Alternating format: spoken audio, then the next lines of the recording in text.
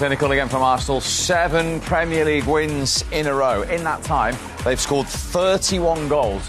That is more than 3 Premier League clubs have scored between them all season. And in that time as well, they've conceded, as you can see, just 3 goals and 4 clean sheets. It's an impressive run. Very. And maybe something is happening. You see a little bit of momentum about Arsenal? Yeah, that's impressive, that run of results. Some good teams in there. You know, they beat Liverpool convincingly, beat Newcastle convincingly. Most of the games on there, they're winning by 2, 3, 4 goals. I mean, listen, I've said before, they're a force. They're a force to be reckoned with. They're unfortunate at the moment that there's 2 incredible teams in the Premier League. But I've got no doubts about it. In the next few years, they're going to be winning a title. It's just a matter of when.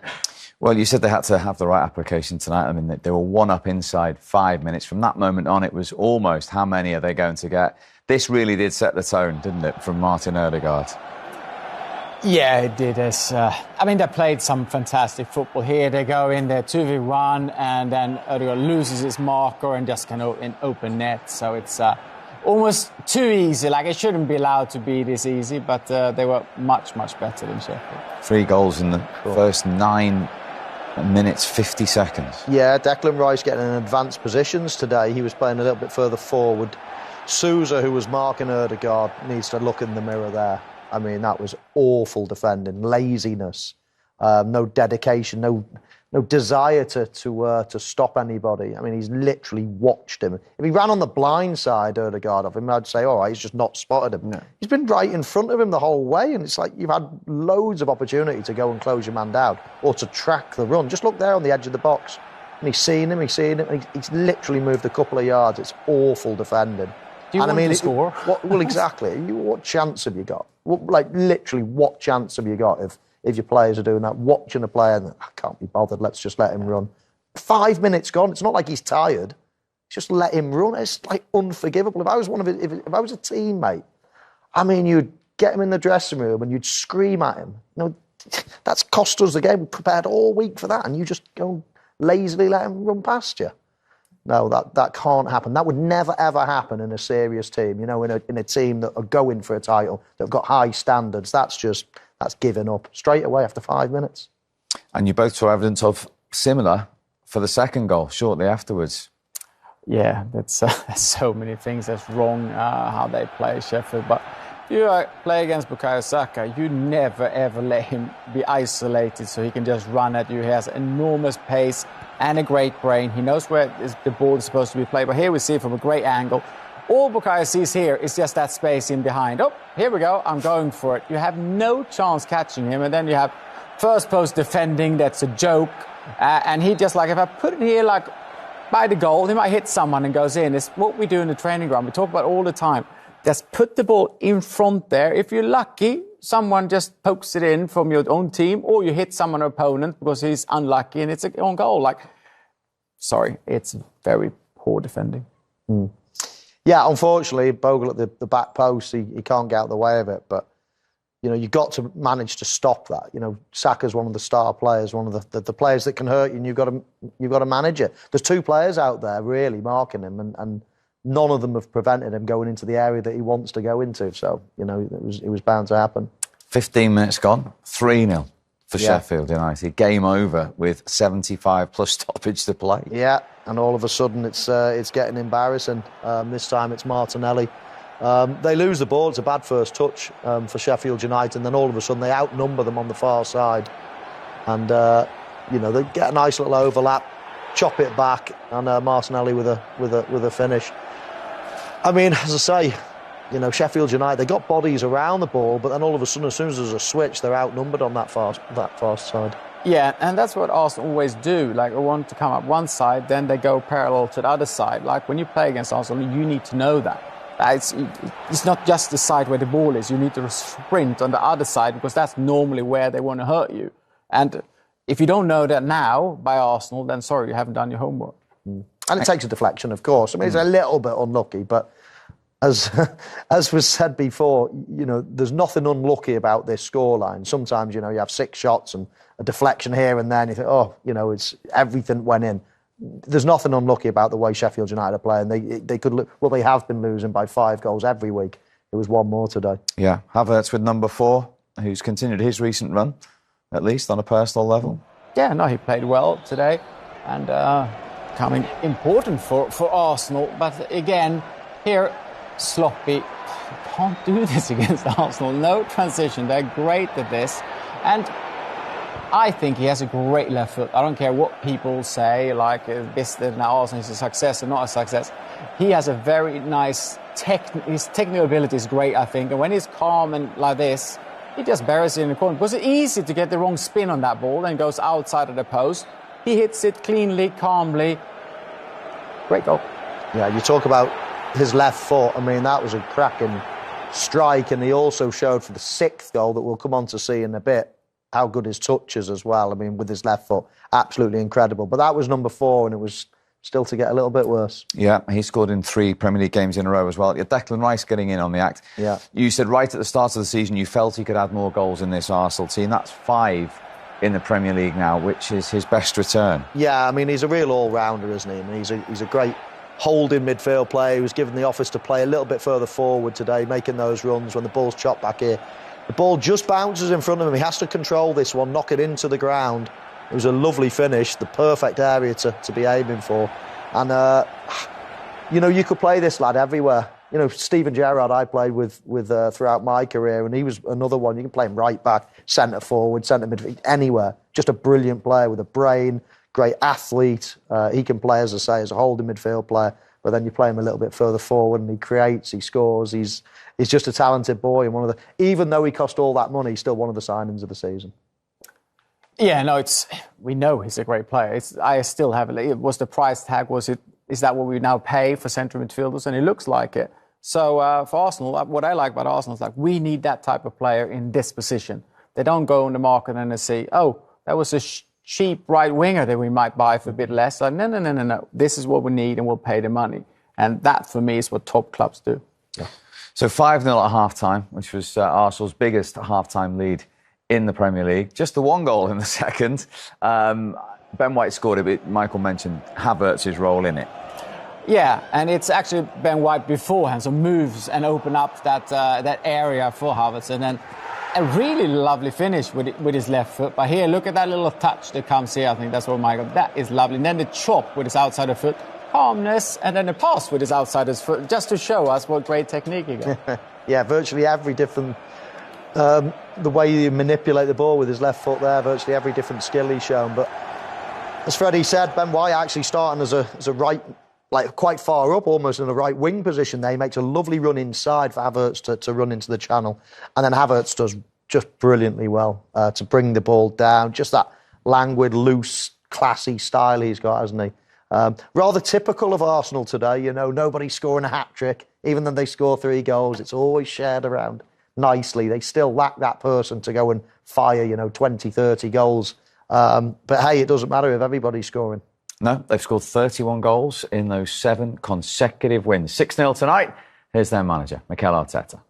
Mikel, you've had some very special performances away of late. How special, though, was that tonight, and how ruthless was that tonight? Yeah, I love the way the team played, the quality that we showed, the aggression as well without the ball. We're really determined from the beginning. We're all worried because it's a very tricky game. There's a team that has done really well against some big teams as well. And we are really happy, obviously, winning with the amount of goals that we scored and a clean sheet. You've set an English league record tonight. No away side has ever won 3 away games in succession by a 5-goal plus margin. Added to that, the clean sheet. Does that make your mood even happier this evening? Yes, and we have to continue to do what we are doing. I'm really happy with the players that they play, really happy to get some players back after a long time, like Fabio, like Thomas, and then maintain the momentum. And now it's Brentford, and we enjoy that today, and tomorrow is Brentford, and keep going. We spoke about goal difference before this game. Tonight's result means you're +6 over Liverpool, +10 over Manchester City. Just how crucial do you think this could prove to be come the end of the season? I don't know. This is going to be crucial if we win the remain of the games, and in order to do that, we have to beat Brentford now, and that's the most important thing. 5 different Arsenal goal scorers tonight amongst your 6 goals. We spoke the other day about the fact that Arsenal didn't spend money on a striker that many people thought you needed in January. Did that justify the decision? Did you always believe you had goals all around this team? Yeah, we really love our players, and our job is to improve them and to give them the resources and to put them in situations they can explore their qualities, and that's what we try to do. And the fact that so many of them are scoring, obviously it creates a sense of confidence and threat around the team that anybody can score a goal. You mentioned Brentford. That's next on Saturday evening. Obviously, if you win that, you go top of the league for the first time since Christmas. Does that change the dynamic of this title race from your perspective? I don't know, but I know how tough it's going to be against Brentford. It always is, and we will try to prepare the game the best possible way, and again, and playing and performing the way we are doing, and the right to win the game. Martin Odegaard was just in here. He mentioned how important the trip to Dubai was that changed things around for you. Can you give us your take on what happened in Dubai and what changed afterwards? Well, that obviously we had a really condensed period, and we have a lot of players out, and yeah, we had a few defeats without deserving them really. But this is football, and Sunday was a good wake-up call, and then putting things aside, being together, enjoying the nature as well. Sometimes a really positive thing to do.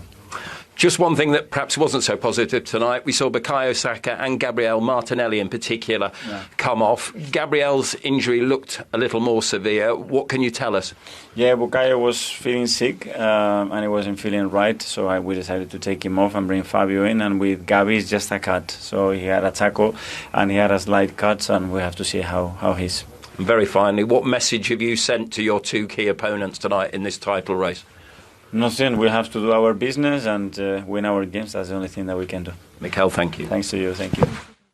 Well, he says Brentford. But after that, they have to turn around that tie against Porto in the Champions League. Then the international break. Then the enormous game at the Etihad. And then Luton, Brighton and Villa to come at the start of April.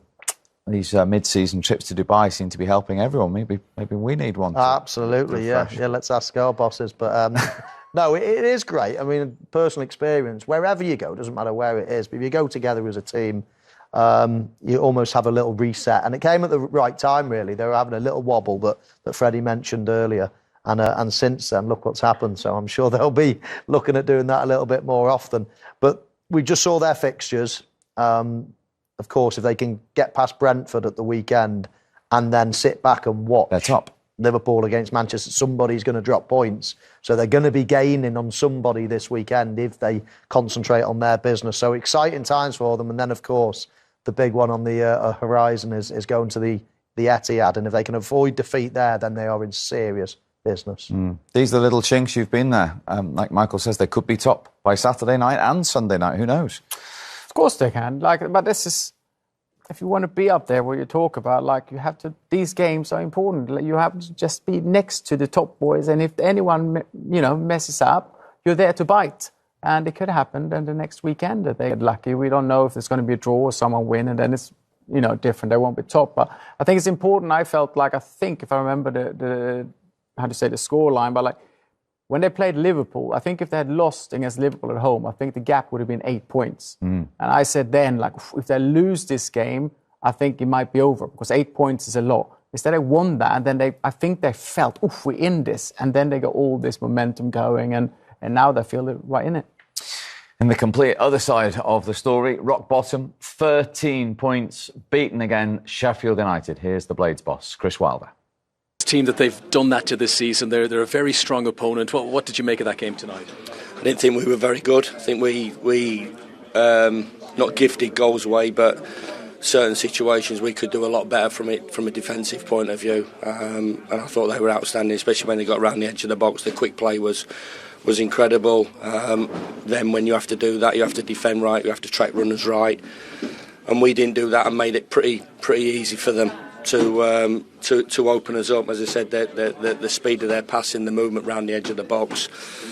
We get tentative a little bit, and we don't do what we need to do to prevent that. But saying that, they've cut us wide open, and that's the reason that they're doing that to quite a lot of teams. I'm not saying that makes it feel any better at all, Connor, because that was another long night for everybody connected to the football club. It appears that you started with a flat back four. What was the thinking behind that, to try and get more bodies in the midfield? 4-5-5-4. I'm checking my head, scratching my head to see what we do. We're struggling a little bit from a personal point of view. I think we understand that, but that's not an excuse. That's a fact. But saying that, we still should do better. But Saka took us to pieces, and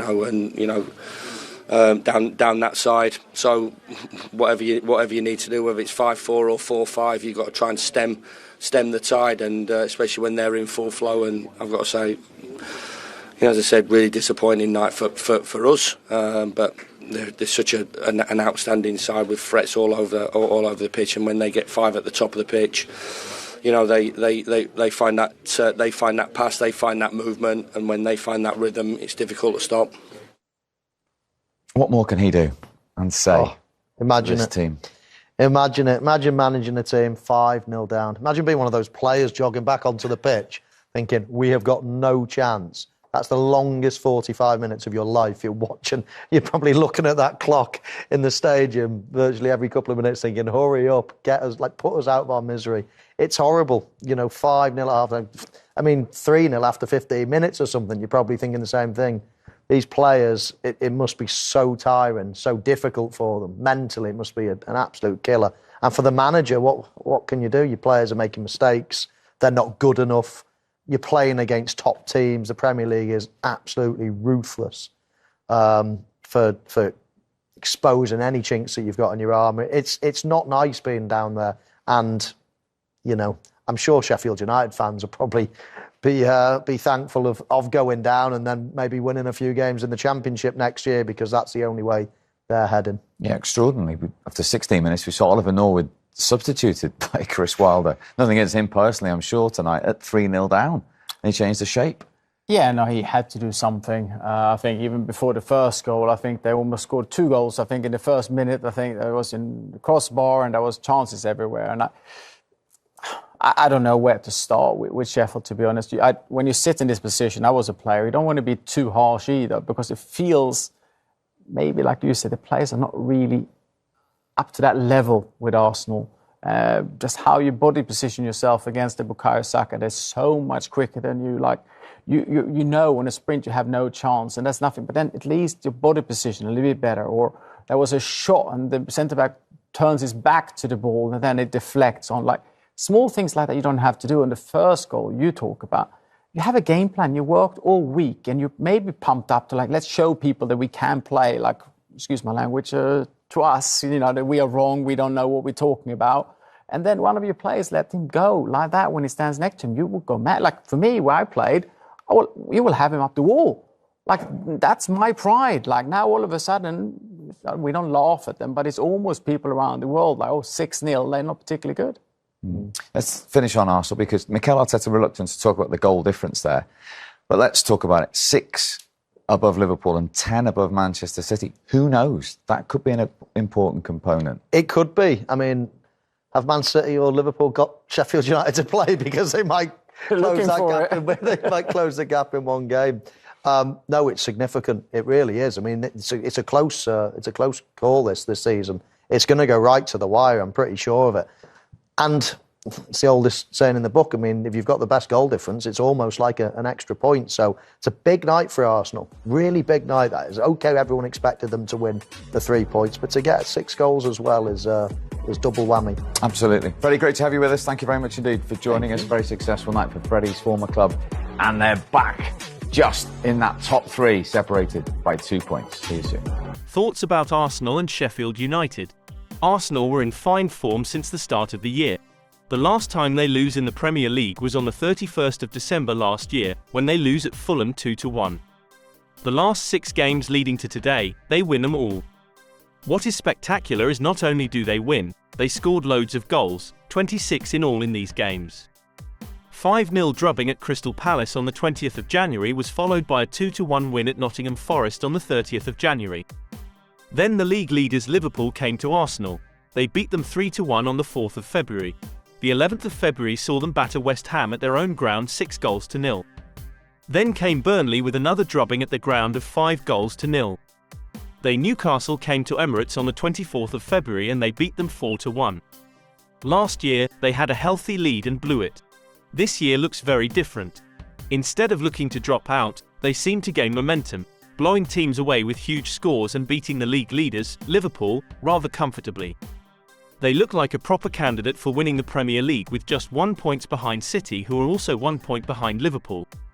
Sheffield United could not be more contrast to their rival today. Since getting promoted from the Championship, they find it hard going indeed. They are rock bottom with 27 games in, shipping a record number of goals. Just 3 wins so far does not bode well for them, and most pundits have them to be one of the teams to be relegated. Unless Chris Wilder performs a miracle in the remainder of the season, they will sadly be demoted back to where they come from.